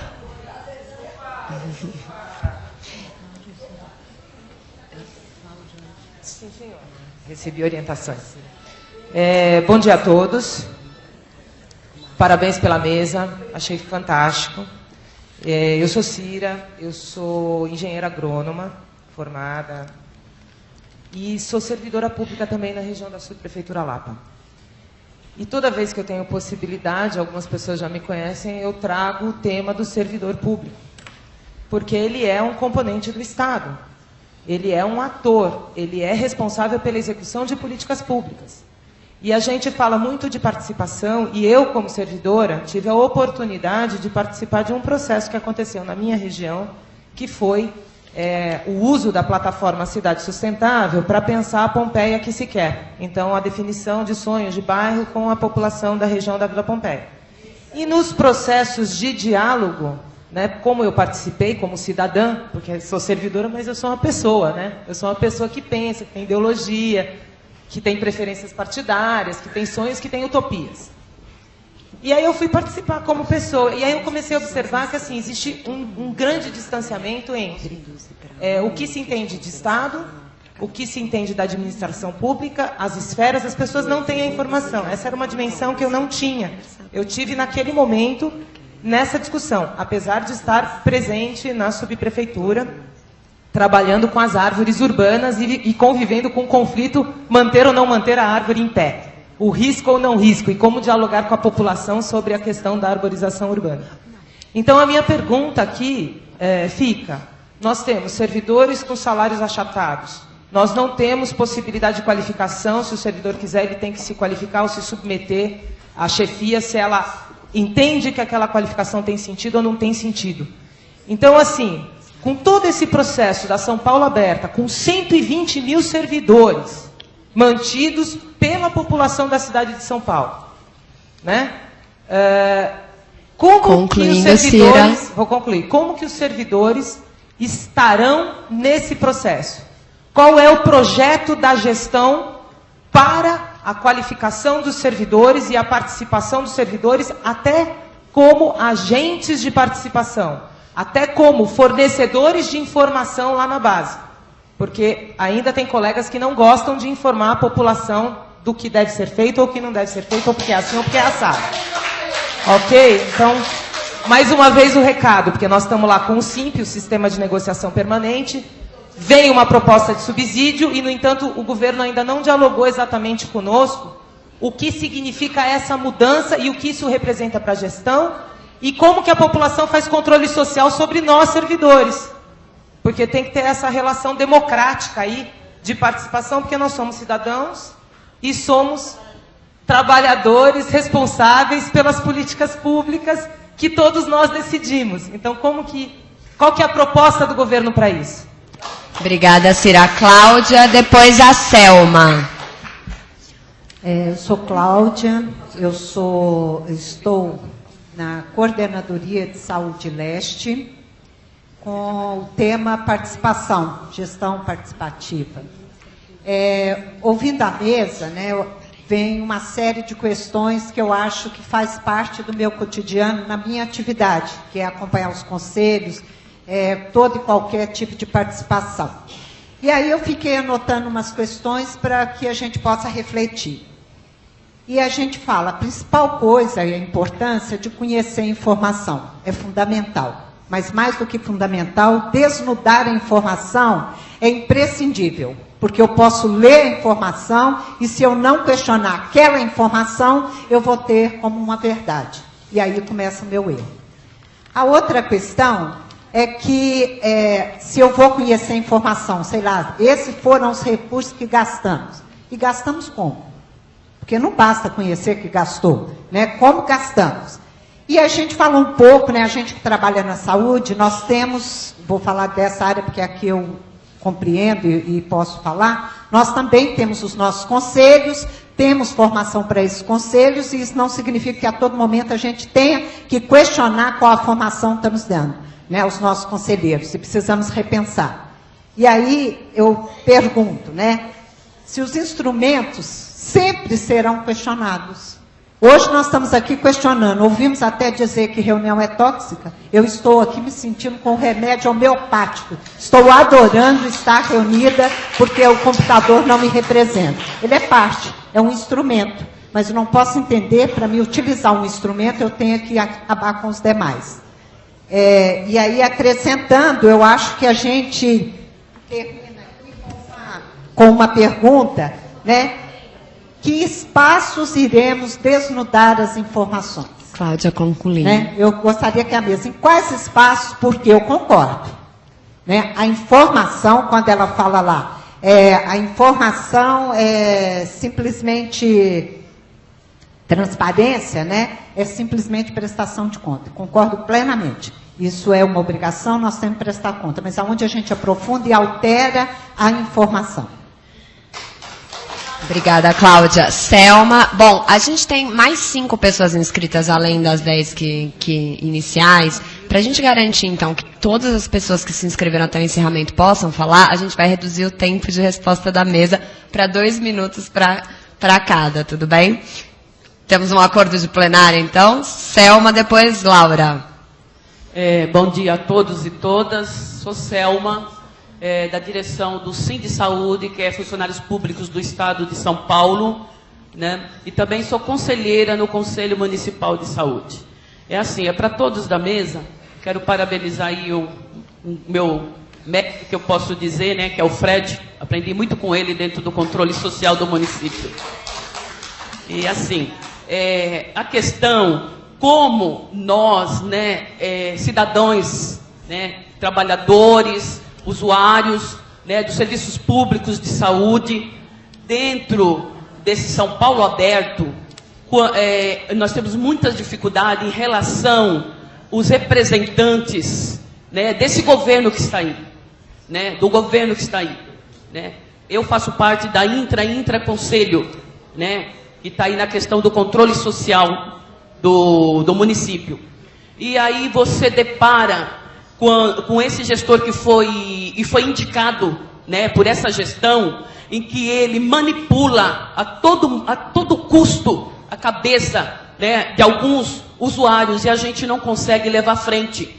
E muitas vezes esse gestor, além dele ter uma relação com esse São Paulo aberto, ele também tem uma relação com a questão do seu serviço no privado, e aí ele só vê os seus interesses do lado privado, né? E nós discutimos muito, e dentro do Conselho Municipal de Saúde, nós temos algumas resoluções que já estão completando mais de 45 dias e até agora não foram homologadas, né? Então, a minha pergunta é o seguinte: como nós discutiremos, eu sei que seria eu fazer ingerência dentro de uma gestão do São Paulo Aberto, mas nós temos que estar vendo quem são os gestores que o governo está indicando. Obrigada, Selma. Laura, depois Marizilda. Bom dia. Eu queria primeiro dizer que eu estou contente com a evolução das discussões e das apresentações de ontem para hoje. Estou contente com ter ouvido aqui alguém dizer que, como eu, ficou chocado com a expressão de reuniões tóxicas. Porque participação, antes de mais nada, é se expor ao conflito e ao contraditório. E isso envolve discussão presencial também. Eu acho que a gente realmente... Vou colocar mais provocações, talvez, ou mais questões do que soluções, mas porque acho que esse é o momento. A gente tem que expor as questões, se defrontar, admitir o conflito e buscar soluções. Novas soluções institucionais. E nessas novas soluções institucionais, os desafios se encontram, inclusive, na nossa capacidade de integrar as ruas e as redes, de integrar os conselhos, a solução institucional realmente está superada, né? E as ruas também, porque os conselhos também se distanciaram das ruas. E o desafio maior, e eu que sou administração pública, sou administradora pública, socióloga, trabalhei muito com a administração, é que também eu acho que tem uma outra integração que a gente tem que começar a discutir já, que é como fazer as máquinas administrativas, as administrações públicas se integrarem e se incorporarem nesse redimensionamento da participação. Se isso não começar a ser pensado já, como é que esses fluxos entram também na administração, no seu cotidiano, a gente corre o risco de ficar com uma participação que não se efetiva em termos de resultados finais. Obrigada, Laura. Marizilda, depois Damásio. Marizilda. Bom, Damásio, depois Zetildes. Bom dia a todos. Sou o Damásio, sou do PT. Eu queria fazer uma lembrança. Alguns meses atrás, alguém se lembra que nós tínhamos 32 coronéis nas subprefeituras? Alguém se lembra que nós tínhamos 32 coronéis como chefes de gabinete? Então eu queria dizer para vocês assim, que participação social não é atribuição da prefeitura, é um programa de governo do PT. É isso que eu quero dizer aqui. Eu quero dizer mais uma coisa também. Essa questão da voz das ruas, as vozes das ruas são aquelas senhoras, é aquela senhora que, de camisa vermelha que tomou um soco na cara na Paulista? Espera um pouquinho. Então, voz das ruas, eu queria saber se coletivo que está organizado em 25 estados, com 16 milhões de reais em caixa de dinheiro público, é voz das ruas. Eu quero discutir isso aqui, porque essa questão de voz das ruas, eu sou de movimento popular. Eu não vi um movimento popular na rua. Você viu, Fred? Eu não vi um movimento popular assim, na rua, quebrando prefeitura. Então, nós nunca saímos, eu também nunca saí da rua. Aliás, eu estou na rua desde 1974, desde o combate à ditadura. Agora, eu nunca quebrei porta de prefeitura e nunca usei máscara. Obrigada, Damásio. Zetildes, e para encerrar, a senhora Maria Antonieta.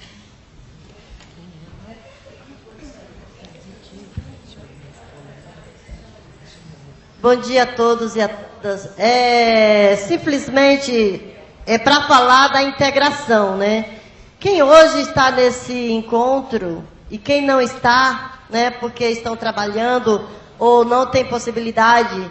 Mas, assim, essas informações precisam ser passadas também para os companheiros que não têm essa oportunidade. Por exemplo, eu trabalho à noite, trabalhei à noite e venho para cá. Mas aqueles companheiros que trabalham durante o dia inteiro, 24 horas, e não tem essa informação e precisa dessas informações, aí você liga.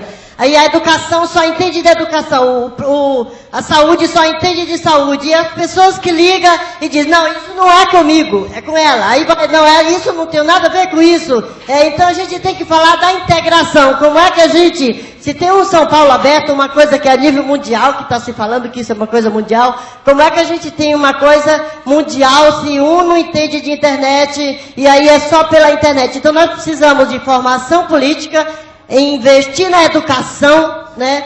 E aí nós temos que fazer essa ponte, porque a comunidade não está aqui. Quem precisa de ouvir essas informações não estão aqui. Cada um de nós aqui, a maioria são militantes, mas o povo que não entende dessas coisas, eles não tiveram essa oportunidade.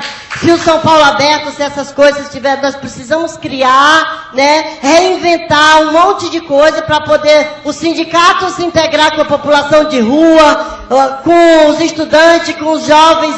E como é, por exemplo, nós já estamos na terceira idade. E aí essa porcentagem que a companheira falou que não vão entrar nessa militância para estar, nem esse povo vai estar aqui nessa demanda, né? Então é muito perigoso a gente falar em integração e a gente não ter lá na ponta não receber essas informações. Nós estamos aqui, mas quem precisa mesmo dessas informações não estão aqui. Tá? Então, assim, a gente liga, não, esse telefone não existe. Como é que o companheiro vai saber dessa informação, né? Dessas coisas? Então, assim, é muito interessante a gente estar discutindo isso, e nós, do Movimento Popular, nós temos que reinventar essa participação popular, porque o prefeito sozinho, ele não vai fazer nada. Nós temos que fazer essa integração, né? E esses movimentos juntos, para poder ter um resultado positivo, para poder a gente ter vida e falar de participação popular. A gente tem falado de participação popular, mas muito pouco essa participação popular. A comunidade, universidade, as escolas sem carteira, os professores só morrendo, e os trabalhadores da saúde também sem essas informações para atender essa comunidade. Estamos muito longe, né, de ter essa participação popular concreta. Obrigada, Zetilde. Senhora Maria Antonieta, encerrando a plenária, então. Bom dia a todos e a todas. Bom dia à mesa. Me desculpe, é rápido. É uma pergunta com interrogação. Será que vamos ser atendidos em todo esse São Paulo aberto? Tanto os bairros como a cidade. É só isso a minha pergunta. Obrigada. Obrigada, Maria Antonieta. Eu vou passar, então, para a mesa 2 minutos para considerações finais. A gente segue, então, a ordem de falas. Vou passar para o Fred. E queria esclarecer, a Liane estava aqui me perguntando sobre o vídeo. Já queria, então, fazer o esclarecimento para a plenária. Está sendo filmado, por isso que às vezes a gente está sendo meio chato, falando, olha a luz, olha vídeo, etc. Mas é porque vai ser disponibilizado daqui a uns 10 dias na internet, pelo YouTube. E aí todo mundo vai poder, inclusive, fazer esse fator de multiplicação que estava sendo dito para as pessoas que não podem estar aqui. Fred. Com certeza, mas é isso, a gente vai ter que democratizar, inclusive, o acesso à internet. Essa é a pauta, né? Fred. Só um esclarecimento, 2 minutos, geral, para responder. 2 minutos. Ok. Considerações. Bem, eu gostaria de, nas considerações finais, dizer o seguinte, que esse encontro é muito interessante, só que é muito pouco tempo, né? O pessoal tem ansiedade de falar e a gente não tem condições de manter um diálogo mais apropriado para aprofundar aquilo que a gente realmente gostaria de saber. Eu vou responder e me deter um pouco nessa questão da Vera. Ocorre o seguinte, nós temos que continuar nos questionando de que quando nós exigimos e forçamos trabalhar um mecanismo que pudesse estar trabalhadores, usuários, gestores e prestadores para pensar políticas de saúde a nível institucional, de fato, isso não significa que nós deveríamos abandonar o barco importante que é a participação popular de fato, independente de órgãos governamentais. E a gente tem que retomar essa questão. Até porque havia um questionamento. Se existe agora conselhos gestores, que é institucional, por que existe a existência de conselhos populares? Então, eu gostaria de só frisar isso.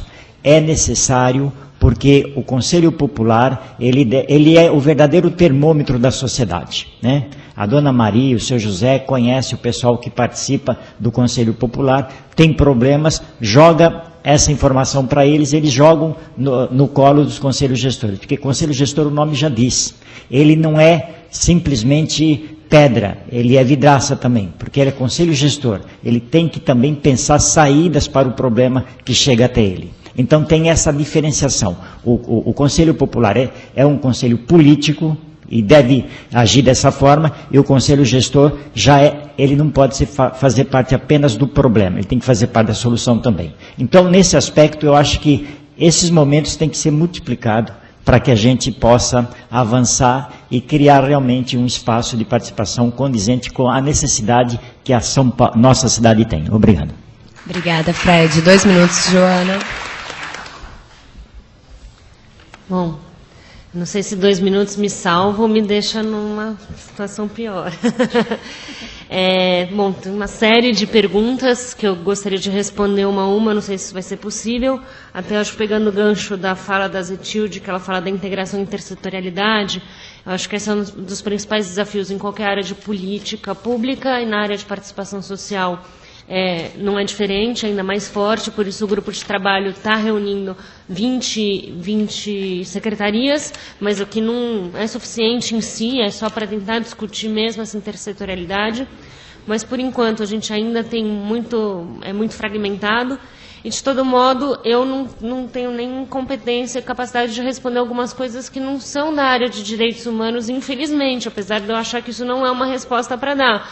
Acho que as respostas precisam ser dadas, mas eu não sei algumas coisas de outras áreas da prefeitura. Sobre a questão, a SP-Trans, por exemplo, que foi a pergunta da Márcia, ela não está no GT, eu acho que é uma boa ideia, né, de integrar, mas de qualquer forma, está participando desse evento aqui, a hackathon do final de semana é promovida pela SP-Trans, eu acho que tem essa intenção de aproximação, então é uma proposta boa e agregadora. Bom, é um pouco de desespero falar sobre tudo que foi colocado, eu vou tentar passar rapidamente. A Vera falou da ausência da formação política e de superar os canais tradicionais. Tem toda a razão sobre isso, acho que são os principais focos, investir na formação política popular, consciência cidadã, para além da inclusão pelo consumo, mas inclusão pela cidadania, eu acho que essa tem que ser uma diretriz, e o GT tem trazido essas propostas de novos mecanismos. Só que a gente não pode cair na armadilha de deixar os instrumentos tradicionais conquistados historicamente de lado, mas fortalecê-los, atualizá-los e incluir novos mecanismos e formas de participação social, para tentar agregar o máximo possível, inclusive com a juventude, que foi uma preocupação da Marileide. Então, não vou conseguir passar por tudo. Acho que o Breno traz a questão dos produtos e serviços que agregam valor à informação. Acho que a hackathon agora desse final de semana é uma experiência interessante para isso, mas também é uma perspectiva da gente criar e fortalecer plataformas de participação social, inclusive o portal de participação social. Sua preocupação sobre o ESIC trazer arquivos em PDF, tem toda a razão. A própria lei de acesso à informação fala que os formatos devem ser abertos para facilitar o manuseio das informações disponibilizadas. Enfim, eu fico à disposição para falar ali fora em outros momentos, tentar passar por outros pontos. E, enfim, está tudo registrado, a ideia é essa, registrar as propostas, sobre ser um esboço ou não. A questão, acho que a gente tem que diferenciar só rapidamente uma as iniciativas. A São Paulo Aberta, ela traz a discussão sobre a parceria do governo aberto, os dados abertos, a disponibilização de informações, e é um elemento que soma a proposta de participação social. Ela não se mistura, não é a mesma coisa. Então, é mais uma iniciativa para fortalecimento da participação social, mas ela também fala de controle, de combate à corrupção, de outras diretrizes que a gente não está tratando aqui nessa mesa. E é um instrumento que agrega, que fortalece a participação social. O GT de participação social está construindo uma política que inclui tudo isso.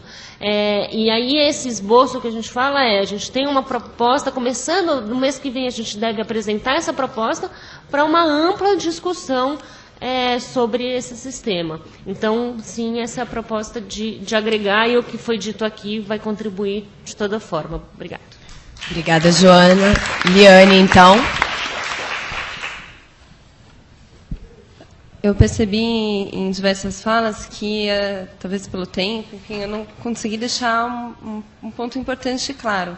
Quando eu falei da internet como ferramenta que facilita a participação social, eu em nenhum momento quis dizer que ela substitui outros mecanismos tradicionais, ela complementa, né? A internet como um instrumento de comunicação, como ela ela possibilita, ela facilita o diálogo, que é um diálogo em rede, é um diálogo mais democrático.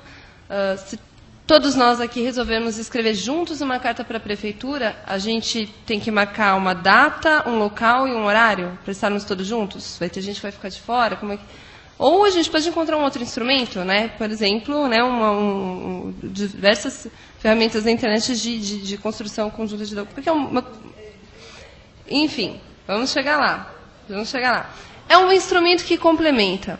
Ninguém vai para a rua assim, hoje eu vou para a rua, hoje eu vou queimar um sutiã, por exemplo. Hoje eu vou levantar uma placa, eu vou parar a Paulista. Primeiro as pessoas dialogam, elas formam opinião, elas se organizam, e aí elas partem para ação. Outras formas nós temos para organizar, para dialogar, formar opinião e nos organizar para uma ação na rua ou qualquer outra. Nós temos várias formas e temos um dos instrumentos, né, a comunicação em rede, um dos. Outra questão, eu vi muitos movimentos sociais que encontram várias dificuldades, várias barreiras para ter voz junto às subprefeituras e outros órgãos do governo. Uma outra arma que fortalece os movimentos sociais é visibilidade. Só que se a gente não encontra um espaço num jornal ou num canal de televisão para mostrar o quanto esses movimentos estão sendo desrespeitados, o que a gente faz? Uma das formas de dar visibilidade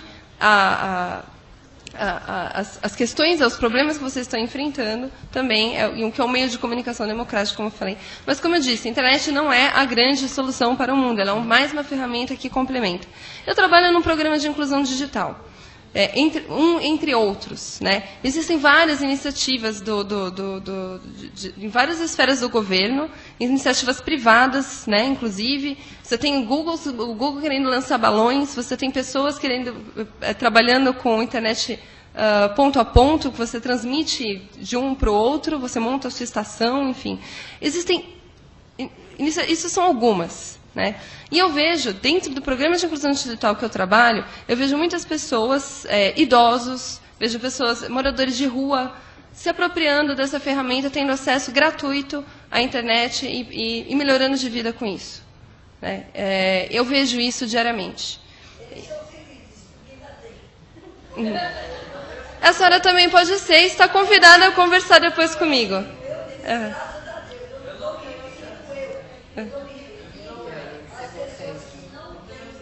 Sim, não, mas há pessoas que não têm mesmo. Eu não estou falando das pessoas que têm casa, eu estou falando das pessoas que vão até um posto do governo que fornece gratuitamente. Bom, enfim. Terminou o meu tempo, mas a gente pode conversar mais tarde. A gente conversa, eu tenho certeza que tem uma coisa ótima para apresentar para a senhora. Obrigada, Aliane.